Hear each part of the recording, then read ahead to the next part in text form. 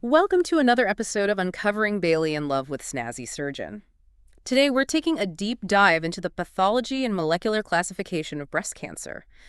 It's fundamental knowledge, the kind that really underpins how we approach every case, isn't it? Absolutely. It's more than just, textbook definitions. It's about understanding the biology that drives the disease and informs our surgical strategies. Hmm. From the initial biopsy all the way to the extent of resection and beyond. Right. We'll cover everything from where these cancers originate, the classifications, grading, histological types, and yeah, the increasingly sophisticated molecular profiling that guides those adjuvant therapies. Okay, great.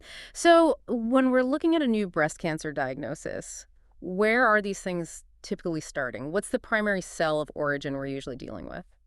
Well, the lion's share, I'd say around 90% of invasive breast carcinomas, they arise from the epithelial lining of the milk ducts, hence, ductal carcinoma. Right, duck. The remaining, roughly 10%, originate in the lobular units, giving rise to lobular carcinoma. Recognizing this initial distinction is pretty key because they can sometimes present and behave differently. And that initial diagnosis often hinges on whether the cancer is contained or if it's, well, broken through that basement membrane, correct? That in situ versus invasive distinction is critical. Precisely. In situ disease, whether it's ductal carcinoma in situ DCIS or lobular carcinoma in situ LCIS, means the malignant cells are confined within the ducts or lobules, respectively. There's no invasion into the surrounding stroma. Okay. The basement membrane is totally intact. Think of it like a contained proliferation. Like a garden that hasn't spread beyond its walls. But once that basement membrane is breached, that's when we're talking about invasive carcinoma with the potential for local spread and, well, distant metastasis. Exactly. And even within invasive carcinoma, we still categorize them based on their presumed origin, invasive ductal carcinoma and invasive lobular carcinoma being the most common types we see. Okay, so we have established it's invasive. Now we need to understand its potential for aggression. That's where tumor grading with the modified Bloom-Richardson system comes into play, isn't it? It's really a cornerstone of our initial assessment. It is. It gives us a standardized way to assess the degree of differentiation of the tumor cells. We look at three key features under the microscope, and each one gets scored from 1 to 3. Let's break those down. The first is tubule formation, as I recall. What are we looking for there, and how does that inform the score? Okay, so we assess the percentage of tumor cells forming recognizable glandular structures, those duct-like tubules. A tumor that retains a higher degree of tubule formation, meaning the cells are still somewhat organized like normal breast tissue, gets a lower score, a 1. Right. Conversely, if there's little to no tubule formation, indicating poorly differentiated cells, it receives a score of 3. So the more the cells look and act like their normal counterparts, the better the differentiation and the lower the grade on that component. Okay. The second factor is nuclear pleomorphism, the appearance of the nuclei themselves. Right, we evaluate the variation in size, shape, and chromatin of the tumor cell nuclei. Uniform, small, regular nuclei score a 1. Okay. While highly variable and frankly bizarre-looking nuclei with prominent nucleoli score 3, this really reflects the genetic instability and, potential for rapid proliferation. Makes sense. And the third component is the mitotic count, how many cells are actively dividing. Precisely. We count the number of mitotic figure cells literally in the process of dividing within a defined area of the tumor, specifically per high power field, or HPF. Uh-huh. A low mitotic count gets a score of 1, an intermediate count a 2, and a high count, indicating rapid proliferation, scores a 3. And it's important to remember that the specific cutoffs for low, intermediate, and high mitotic counts depend on the scope magnification and standardization, so following guidelines is crucial. Absolutely. So we get a score from 1 to 3 for each of those three features. Then we just sum those scores up. What do those totals tell us in terms of the overall tumor grade? Right, so a total score of 3 to 5 corresponds to grade of first, which we consider low grade. These tumors tend to be slower growing and generally have a better prognosis. Good to know. A score of 6 or 7 is grade 2, or intermediate grade, with, well, more variable behavior. And then a total score of 8 or 9 indicates grade 3, high-grade problems. These are generally more aggressive tumors with a higher risk of recurrence. That grading system is just fundamental for predicting prognosis and guiding our decisions on adjuvant therapies. Beyond the grade, we also see a range of different histological subtypes, don't we? The most common being invasive carcinoma of no special type. Exactly. Invasive carcinoma of no special type, or NST, accounts for the vast majority of invasive breast cancers. It's basically the default category when a tumor doesn't exhibit the specific features of the other recognized histological What variants. we used to call IDC and OS. Yeah, invasive ductal carcinoma, not otherwise specified. That's the one. And then we have some of the rarer variants, some of which, as we know, often carry a more favorable prognosis. It's important to recognize these under the microscope. Absolutely. Take colloid or mucinous carcinoma, for instance. Mhm. These are characterized by abundant production of extracellular mucin, that sort of gelatinous substance surrounding the tumor cells. Mhm. They tend to be slower growing and have a lower propensity for lymph node metastasis, Hmm. generally leading to a better prognosis overall. And medullary carcinoma, that one always catches the eye with its dense lymphocytic infiltrate. Yes, medullary carcinoma is quite striking. It's characterized by solid sheets of poorly differentiated tumor cells with indistinct borders and a really prominent infiltration of lymphocytes and plasma cells in the stroma. Despite looking high-grade histologically, it often has a better prognosis compared to NST, possibly due to that immune response you mentioned. Interesting. And we can't forget tubular carcinoma with its well-formed tubular structures. Tubular carcinoma is another variant associated with a more indolent behavior. The tumor is composed of these well-differentiated cells, forming elongated, angulated tubules. It typically has low rates of lymph node mets and a pretty favorable prognosis. Okay. What about papillary carcinoma? We see that occasionally, and it seems to have its own distinct characteristics. Papillary carcinoma, while relatively uncommon, maybe 0.5 to 1% of invasive breast cancers, has a defining architecture. It consists of papillomas, which are these finger-like projections with a fibrovascular core covered by neoplastic epithelial cells. Right.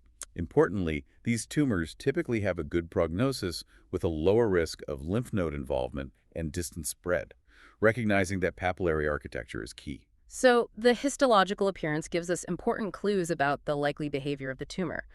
But the real revolution, I think, in understanding breast cancer has come from looking at its molecular profile, hasn't it? Identifying those key receptors on the tumor cells. Without a doubt, the status of estrogen receptors, Mhm. progesterone receptors, PR, and HER2/neu, HER2, has become absolutely central to how we classify and treat breast cancer.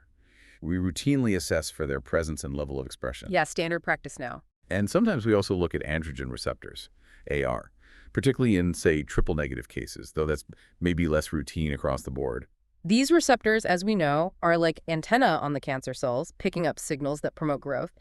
If they're overexpressed, we have targeted therapies that can block those signals. And alongside these receptors, we also look at the Ki-67 proliferation index. Exactly.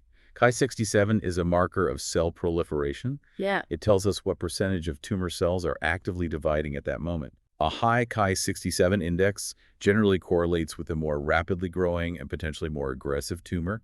It adds another layer of prognostic and predictive information. So receptor status and Ki-67 give us a good snapshot. But the deepest level of understanding really comes from looking at the underlying gene expression patterns, the molecular subtypes identified through gene array analysis. Yes, exactly. Techniques like gene expression profiling have allowed us to categorize breast cancers into distinct molecular subtypes. Each has its own unique set of expressed genes, clinical behavior, and, crucially, response to therapy. We generally recognize 5 major intrinsic subtypes.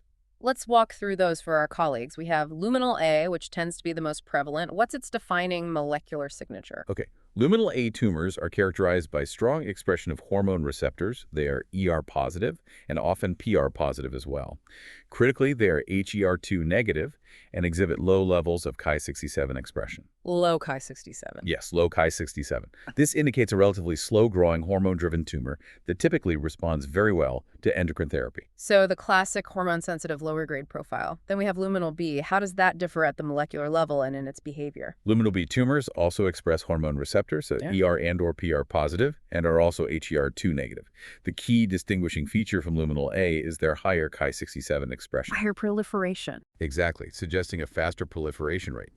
They may also sometimes have lower levels of hormone receptor expression compared to luminal A. Clinically, luminal B tumors can be less responsive to endocrine therapy alone and may benefit from the addition of chemotherapy. Right, so still hormone-driven, but with a more active growth engine, potentially needing more aggressive treatment. Next up is the basal-like subtype, often synonymous with triple negative. That's largely correct, yeah. Basal-like tumors are defined by the lack of expression of ER, PR, and HER2, hence triple negative. They often show high Ki-67 expression and tend to behave more aggressively. This subtype has been a real focus of intense research because it lacks those traditional targetable receptors. Triple negative, a challenging group, definitely. But with the emergence of PRP inhibitors and immunotherapy, our approach is evolving there too. Then we have the HER2 enriched subtype. HR2 enriched tumors are characterized by overexpression and/or amplification of the HER2 gene. They are typically hormone receptor negative, ERPR negative, and often have high Ki-67 levels. High Ki-67 again. Often, yes. The identification of this subtype was a major breakthrough, obviously, leading to the development of highly effective HER2 targeted therapies like trastuzumab, pertuzumab, and others that have just significantly improved outcomes. A real success story of targeted therapy based on understanding the molecular drivers. Okay. And the last of the major intrinsic subtypes. That's usually referred to as the normal-like subtype. These tumors have a gene expression profile that resembles normal breast tissue. They can be ER positive or negative, or HER2 negative, and often have a reasonably good prognosis. However, this subtype can be somewhat heterogeneous and is sometimes considered less clinically distinct than the others. Right. We should probably also mention the Claudin-Low subtype. It's a more recently recognized group, often falling within the triple-negative spectrum, characterized by low expression of cell adhesion molecules like claudins, still being actively researched. So from basic histology to these much more granular molecular classifications, our understanding of breast cancer has become incredibly sophisticated. Now, while gene array testing, like PM50, gives us the most detailed picture, it's not always readily available in every center, right? How do we use the tools we do have at hand, like immunohistochemistry, to approximate these subtypes in daily practice? That's a really important practical point. Immunohistochemical, IHC, standing for ER, PR, HER2, and Ki-67, serves as a valuable surrogate marker system. By combining the results of these relatively accessible tests, we can often infer the likely molecular subtype and guide treatment decisions pretty effectively. Okay, how does that work? Well, for example, a tumor that is ER positive, PR positive, HER2 negative, and has a low Ki-67 is highly likely to be luminal A. Makes sense. Conversely, a tumor that's ER negative, PR negative, and ATR2 negative by IHC, a triple negative tumor, is a good proxy for the basal-like subtype. A tumor that's ER-PR negative but strongly HR2 positive is likely HR2 enriched. And if it's ER-PR positive, HR2 negative, but with a high Ki-67, we'd suspect luminal B. So it's pattern recognition using the IHC markers. Exactly. While it's not a perfect one-to-one correlation with gene array results, it provides crucial, actionable information when more advanced testing isn't feasible or necessary. It really drives a lot of clinical decision-making. Absolutely. Understanding these nuances from that initial in situ versus invasive distinction through the grading criteria, the different histological variants, and then these clinically relevant molecular subtypes, even using IHC as a surrogate when needed, it really does empower us as surgeons to make more informed decisions for our patients. Precisely.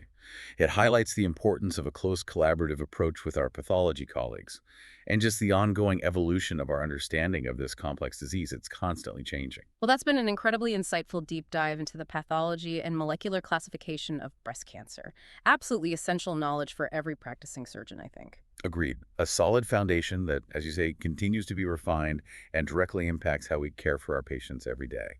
Thank you for joining this deep dive into uncovering Bailey and Love. Thank you for listening to our podcast. See you in the next episode.